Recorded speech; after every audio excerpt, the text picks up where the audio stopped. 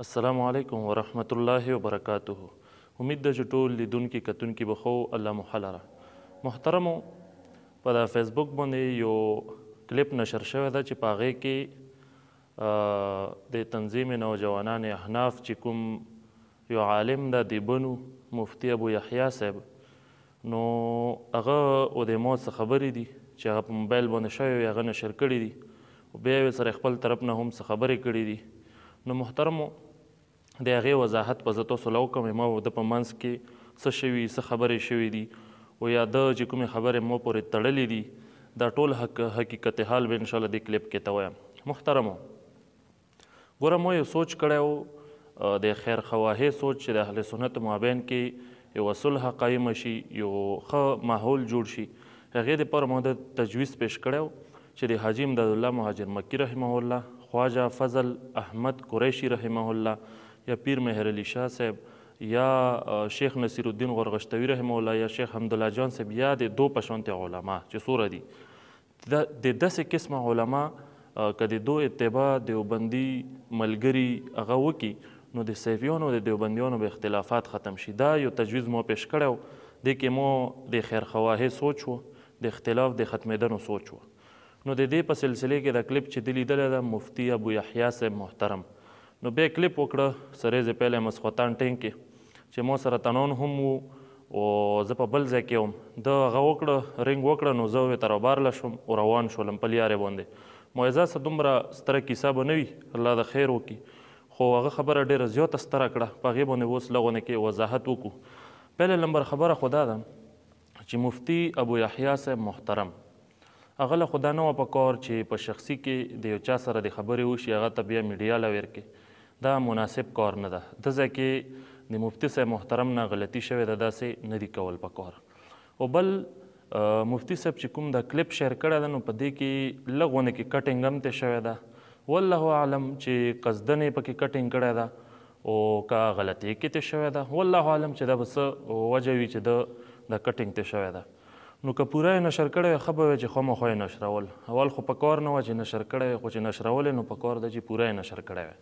نو محترمو، په هغې کې چې کومې خبرې وشوې د هغې وضاحت درته کم. ګوره ته چې څومره سوالات کړي وو د هغې جوابات مو دله ټول ورکړي دي. ده چې پیله نمبر کوم سوال وکړه چې تو ویلي دي چې صاحب د تقویت الایمان، ده خو یې نامې واخیستې د هغه علماو، خو ما یې نامې نه وې اخیستې، خو دی بهرحال نامې واخیستې، موږ خو دا نه غواړو چې عوامو کې انتشار وي، یو اختلاف وي، بلکې علماو طرف نه پکې یوه اشاره وه چې کړې مې وه هغو پوهېږي خپله، خو لیکن دې نامې واخیستلې. ما ورته یو چې همدغه اشخاص چې کوم تا ذکر کړلو، ما چې که چیرې دا د منځ نه نظرانداز کړلی شي سره د احترامه، او د دو په ځای باندې دغه علما چې د دیوبند لوی لوی علما دي، لوی لوی مشایخ دي، چې کوم متقدمین علما دي دیوبند، هغو پرې اعتماد کړی، هغوی مریدان دي، حاجي امدادالله مهاجر مکي صاحب خایم. نو که چیرې د دو سره د هغو په عقایدو باندې، د هغو په نظریاتو باندې، هغو په کتابونو باندې اعتماد وکړلی شي او دیوبندي ملګري هغه راونیسي، نو د اختلاف به ختم شي. نو ده چې ټلیفون وکړه، په ټلیفون کې دغه خبره وکړله چې تاسو موږ به د دې دوو اشخاصو نه هغه وکړو، نظرانداز به کړو، تاسو خپل مشر حضرت صاحب قطب الاقطاب مجدد دوره اخوندزاده پیر سیف الرحمن صاحب رحمه الله، تاسو د هغه نه هغه نظراندازه کو، هغه پرېږدو. نو د ځای کې مفتي صاحب محترم د خبرې طرف له سوچ نشته چې مو د ځای کې د زواتو خبره نه کوو چې تاسو د دوه تنان نظراندازه کو او بیا مو پیر صاحب نظرانداز کو. د ځای کې د زواتو خبره نه ده، د ځای کې د ذات خبره نه ده، چا د ځای کې نظریاتو خبره ده محترمه. نو د ځای کې که مو تاسو سوچ وکړو، پیر صاحب رحمه الله مو ویلې نظراندازه کو، هغه چې کوم عقاید او نظریات دي تاسو بالکل تحقیق وکړو چې څومره امت مسلمه ده، څومره ممالک دي د مسلمانانو، او د مسلمانانو چې څومره کثرت ده، هغه هم هغه عقاید او نظریات لري چې کوم د پیر صاحب مبارک اخوندزاده سیف الرحمن صاحب رحمه الله نظریات دي. ګوره ټولو ممالکو کې میلادونه کېږي، عرسونه کېږي، ګیاروی شریف کېږي، او د یا رسول الله ولدي، ټول اولیاء کرامو د تعلق ولدي، ټول د زړې عقیدې والا خلک دي. تاسو کتلی شو بالکل په نیټ باندې تحقیقات وکړو، د پیر صاحب هم دغه عقیده وه، نو زه د هغه نه ویلې ته برات اظهار وکړم، ته ماله وایه زه ویلې. او زه چې تا لایم چې د هغه دوو اشخاصو محترمو د هغو نه تاسو هغه نظرانداز کو سره د احترامه، نو ورې د هغو چې کوم نظریات دي اخو یقینا چې د هغو تفردات دي هغه د امت د اکثریت دغه عقاید او نظریات نه دوی چې کوم پیش کړي بلکې صاحب د تقویة الایمان په خپله د دې کتاب متعلق فرمایي په یوه ځای کې مې لیدلو چې هغه په خپله دا خبره وکړه چې ما په دې کتاب کې لغونه کې تیزی کړې ده او چې کوم شرک خفي و هغې لمن شرک جلي ویلی ده خو زه خیر خلک دي یوه به جنګېږي او اخر به نه ده بس بیا خاموش شي اوس هغه له دا پته نه وه چې دا جنګ به داسې جاري وي او داسې به امت کې دا خور شي نو هغه په خپله هم په دې باندې قایل ده نو د دې کتاب په سبب مولانا انور شاه کشمیري رحمه الله هم هغه طرف له ښه نسبتونه نه دي کړي ملفوظات د مولانا انور شاه کشمیري صاحب وګورو خو لیکن داسې کار یې وکړه نو دا زه چې کومې خبرې کوم ګوره زه داسې خبرې کوم چې هغه په منځ کې اتفاقي وي نو په هغې کتاب باندې خپله دیوبندي علما هم مطمئن نه دي چې کوم اکابر دي بهرحال دا کوم د اوس نوي نوي ملون دي پرې ډېر اعتماد کوي ته یې د خپله خوښه همداسې صاحب د راه سنت د هغه متعلق هم د مفتي ابو یحیی صاحب محترم دا خبره وکړله چې هغه او د حاجي امداد الله صاحب د ډاګې بابا د په منځ کې هېڅ اختلاف نشته نو زه ویته چې دا خو د ځمکې او د اسمان اختلاف ته ولې نه ګورئ صاحب د راه سنت راواخله میلاد بدعت عرس بدعت هر شی بدعت او بدعت چې څومره د اهل سنت معمولات دي ټولې بدعت ګرځولي دي او د حاجي امداد الله صاحب کلیات امدادیه راواخله د اهل سنت سره معمولات دي هغې تایید یې کړې ده د ډاګې بابا البصایر راواخله دیوبندي عالم ده ښکلی عالم ده مو خوښ ده نو د هغه چې کوم نظریات او عقاید دي کوم معمولات ذکر کړي دي په هغې دلایل ویلي هغه ټول د اهل سنتو دي نو د ده کتابونو او د هغو کتابونو په منځ کې د ځمکې او د اسمان فرق ده نو دا جوابونه مو دله ویر کړو لیکن دا بیا هم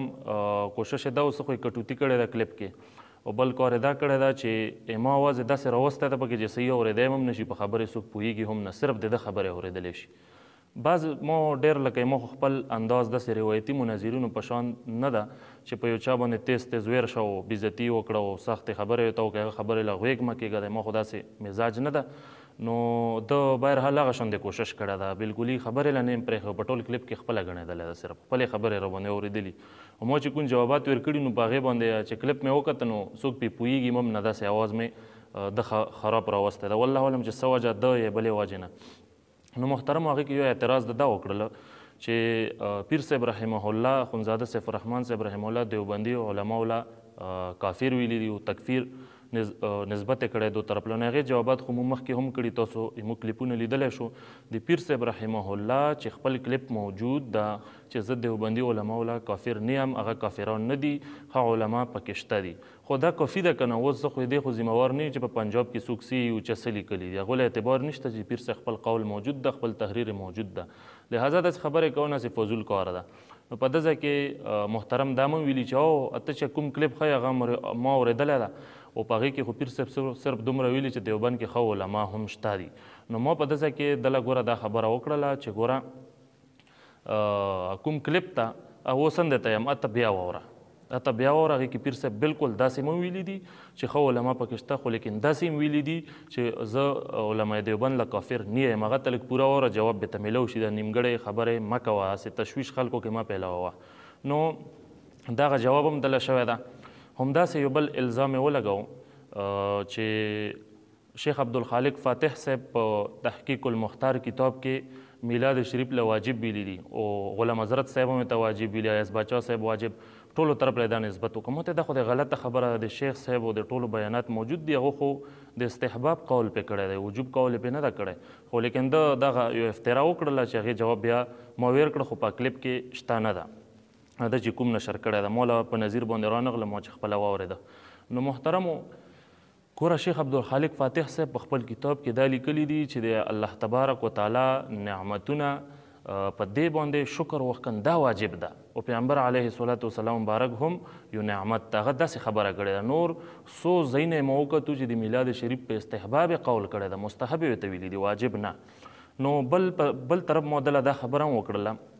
چې ګوره ته بار بار د دې خبره کوي چې تاسو ورته واجب یې واجب یې موږ ته بار بار یو چې واجب ته نه یو مستحب ته یو خو بهرحال هغې په جواب کې دا خبره مو دله وکړه چې که دې له خبره لاړه نو زه به تاله دا وایم چې مولانا اشرف علي تانوي رحمه الله ملفوظات حکیم الامت ته راواخله په هغې کې د میلاد شریف متعلق چې کوم بحث کړی ته هغه وګوره په هغې کې لیکلي دي چې په کالج کې په دې کې میلاد شریف دا کول واجب ده، جایز نه بلکې واجب ده. د وجوب قول خو پې هغه کړی ده، بیا هغې متعلق یې څه نظر ده. وجه ته بیان کړې ده چې چونکې د خلکو په زړه کې به د پیغمبر علیه الصلاة والسلام مبارک عظمت او محبت پیدا وشي چې د پیغمبر علیه الصلاة والسلام مبارک معجزات واوري، نو دا یې ورته وجه بیان کړې. نو دا د وجوب قول خو پې مولانا اشرف علي تانوي صاحب کړی ده. حوالې د ذموار یم بلکل وګوره، ملفوظات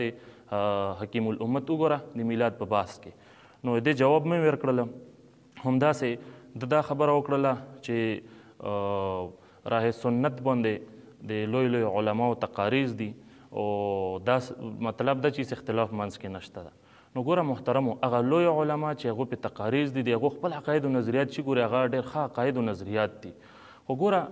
اکثر مو وکتو داسې علما شته دي چې هغو په یو کتاب باندې تقریز کوي، نو هغې کې چې کومې خبرې داسې وي چې هغه د نظر نه خلاف وي، نو هغه په زړه زړه کې پکې یو قسم له تاویل وکړي هغې نه پس بیا پې هغه وکړي تقریز وکړي. خو لیکن د ده د تقریز دا د امت دپاره یو مسئله جوړه شي.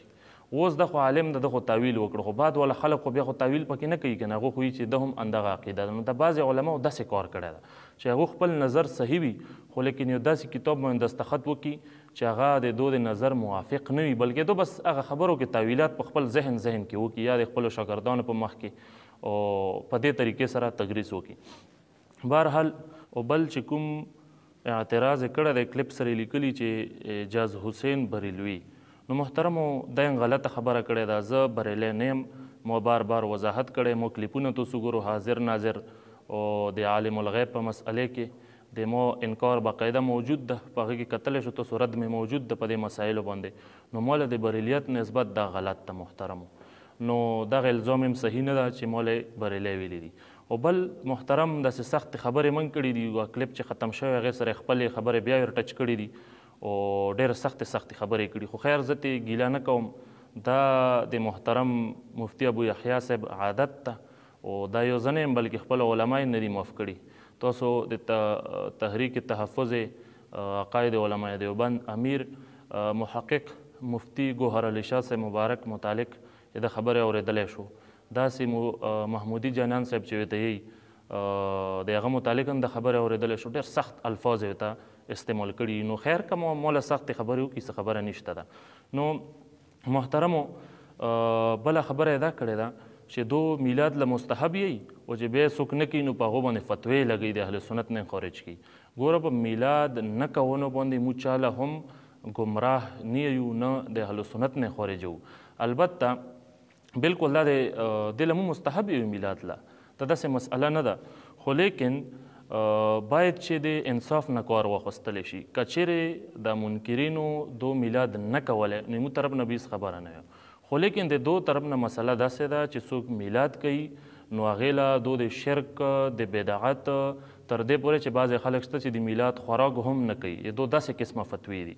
نو تاسو دومره تیز ویلې په اهلو سنتو باندې رسو، که صرف ګیله د اهلو سنتو نه کوو نو محترمو دا مزاج دا د اهلو سنتو نه ده، دو چې کوم استعمالوي. نو دا خو دې خبرې جواب شولم. او بل محترم دا خبره کړې ده کلیپ سره که تاسو وګورو داسې لیکن شوي چې وګورو